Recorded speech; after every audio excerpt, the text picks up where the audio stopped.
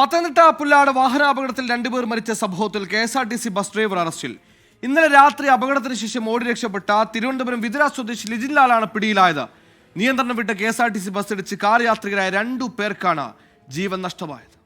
ഡ്രൈവറും ഇതിനകത്തൊരു പാസഞ്ചർ ഉണ്ടായിരുന്നു പെട്ടിയല്ലേ, അവർ തമ്മിൽ ഉടക്കായിരുന്നു, ഡ്രൈവറും പാസഞ്ചറുമായിട്ട്. ആ ഉടക്ക് ഡ്രൈവറുടെ കയ്യിൽ നിന്ന് വണ്ടി പോയിട്ടാണ് റോങ് സൈഡിൽ ഈ അവിടെ പാലം ചാടി കഴിയുമ്പോൾ ഡ്രൈവറുടെ കയ്യിൽ നിന്ന് വണ്ടി റോങ് സൈഡിൽ പോയി. റോങ് സൈഡിൽ പോയപ്പോൾ റോങ് സൈഡിൽ നിന്ന് കാറിനെ കയറി കാറിനെ ഇടിച്ച് പറിച്ചിവിടെ കൊണ്ടുവന്നതാണ് അതാ സംഭവം. ഈ വണ്ടിക്കകത്തുണ്ടായിരുന്ന 2 പയ്യന്മാർ ഇപ്പം എന്നോട് പറഞ്ഞതാണ്, അവരിവിടെ ഉണ്ടായിരുന്ന അവരാണ് ബസ്സിൽ ഇറങ്ങി ഇതിനകത്ത് നീ കുഞ്ഞിനെയൊക്കെ എടുക്കുന്നവരാ.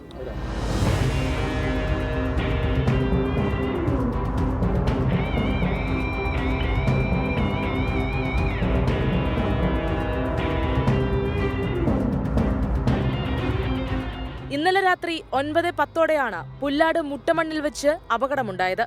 അമിത വേഗത്തിൽ തെറ്റായ ദിശയിൽ നിന്ന് വന്ന KSRTC ബസ് കുമ്പനാട് വാടകയ്ക്ക് താമസിക്കുന്ന റാന്നി സ്വദേശികൾ സഞ്ചരിച്ച കാറിനെ ഇടിച്ചു തെറിപ്പിക്കുകയായിരുന്നു. കാർ അപകടത്തിൽ കാർ ഓടിച്ചിരുന്ന VG രാജനും ഭാര്യ റീന രാജനും മരിച്ചു. കാറിലുണ്ടായിരുന്ന കൊച്ചുമകൾ 3.5 വയസ്സുകാരി ജുവന തിരുവല്ല ബിലീവേഴ്സ് ആശുപത്രിയിൽ വെന്റിലേറ്ററിൽ തുടരുകയാണ്.